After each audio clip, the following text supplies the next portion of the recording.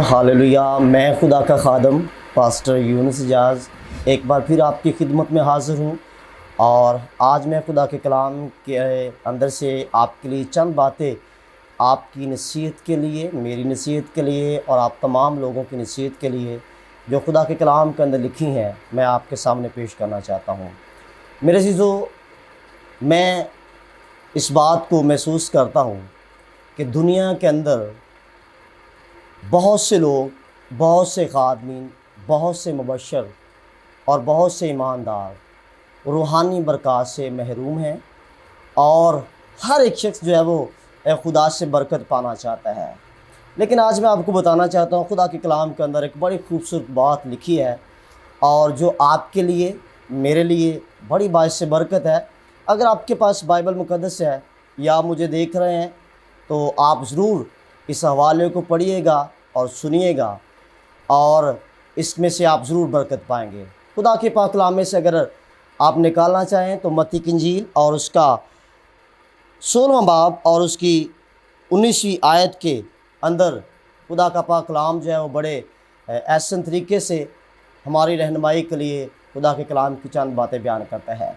Bible के अंदर लिखा है मत्ती 16 और 19 आयत के अंदर यीशु मसीह ने अपने शागिर्दों से कहा कि मैं आसमान की बादशाही की कुंजियाँ तुझे दूंगा और जो कुछ तू ज़मीन पर बांधेगा वो आसमान पर बंधेगा और जो कुछ तू आसमान पर खोलेगा वो ज़मीन पर खुल जाएगा। मेरे अज़ीज़ों, ये खुदा का कलाम का हिस्सा आज मेरी और आपकी नसीहत के लिए है। मैं समझता हूँ कि हमारे पास दुनिया की कोई भी चीज़, चाहे वो जितनी मर्ज़ी कीमती हो, अगर वो हमारे पास है, लेकिन आसमानी बादशाही की अगर कुंजियाँ और चाबियाँ कीज़ हमारे पास नहीं है तो हम जो हैं रूहानी बरक़ात से महरूम हैं। क्योंकि कलाम इस बात से आगाह करता है और यीशु मसीह ने खुद अपनी ज़बान मुबारक से ये बयान किया है कि मैं तुझे आसमान की बादशाही की कुंजियाँ दूँगा। अब देखें कि आसमानी बादशाही की कुंजियाँ हैं क्या।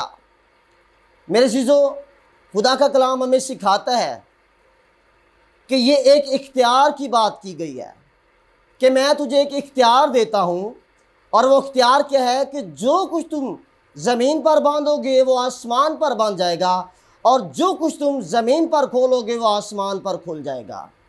तो मेरे अज़ीज़ों, as a Khadam, as a खुदा का ममसू होने के नाते आज मैं आपको भी बताना चाहता हूँ कि आपके पास भी आसमानी बादशाही की चाबियाँ और कुंजियाँ होना बहुत ज़रूरी है। यानी वो इख्तियार जो खुदा आपको देना चाहता है वो इख्तियार आपके पास होना चाहिए और वो इख्तियार आम इख्तियार नहीं है।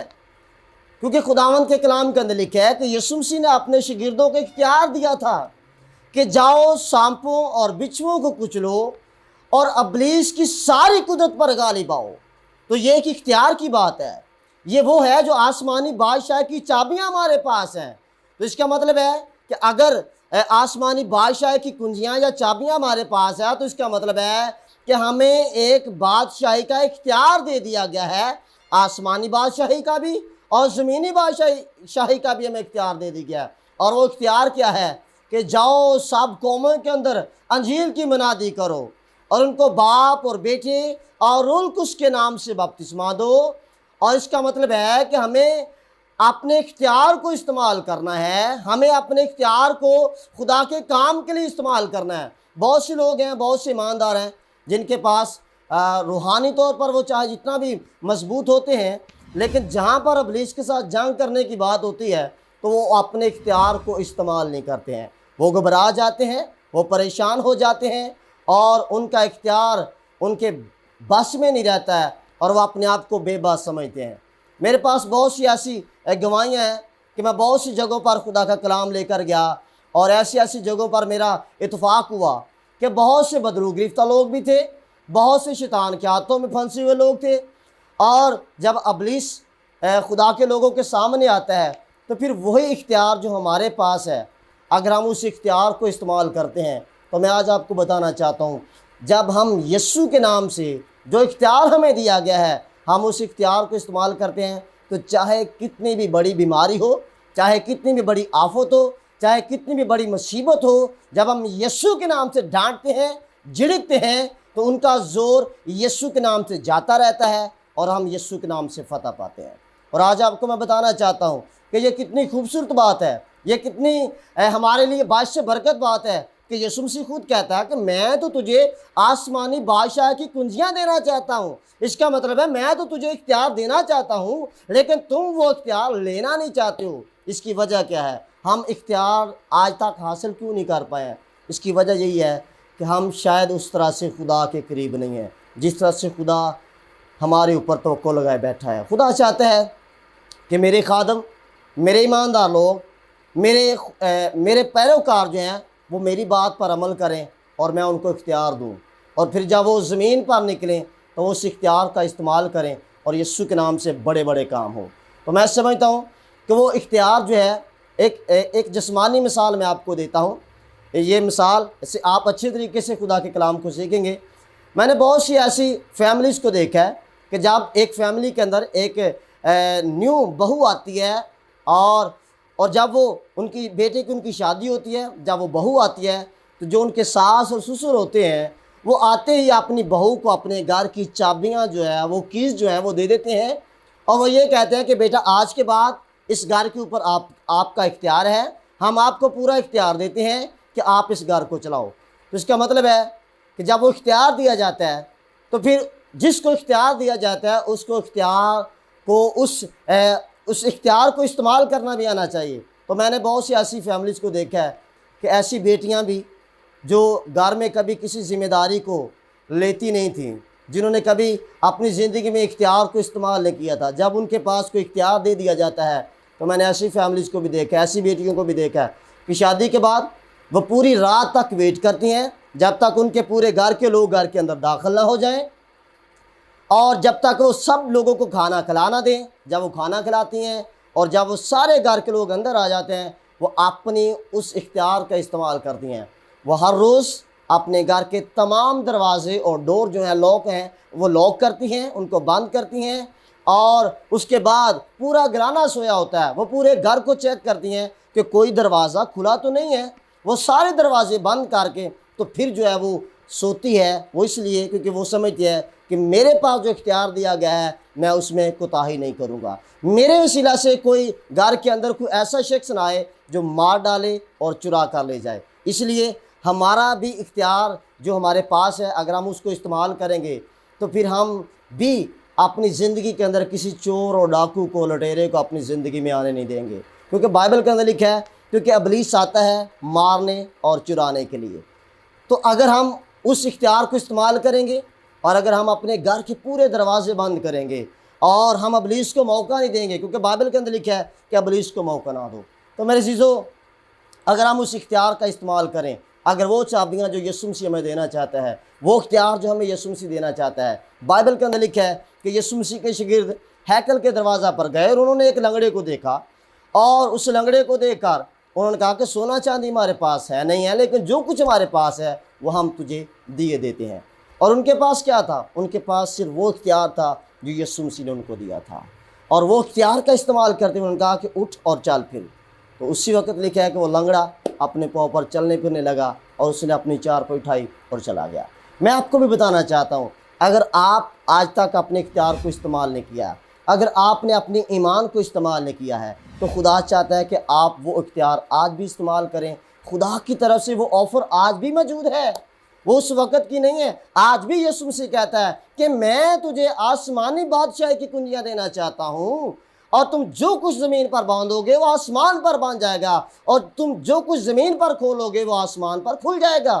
اس کا مطلب کیا ہے کہ ہمارے پاس اوورآل اختیار ہے، زمین کی چیزوں پر بھی اور آسمان کی چیزوں پر بھی، اور ہم جب اختیار کو استعمال کرتے ہیں تو پھر ہماری زندگی کے اندر برکت آتی ہے۔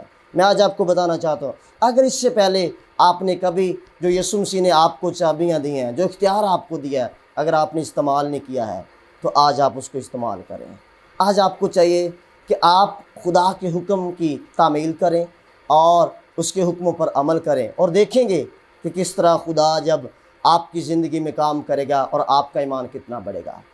اس لیے آپ اپنے ایمان کو مضبوط کریں اور ابلیس کا مقابلہ کریں تو کلام کے اندر لکھا ہے کہ وہ تم سے بھاگ جائے گا۔ جب ہم مقابلہ کرنے کے لیے تیار ہوں گے، اور تب تک ہم مقابلہ کے لیے تیار نہیں ہوتے ہیں جب تک ہمارے پاس پورا ساز و سامان نہیں ہوتا ہے۔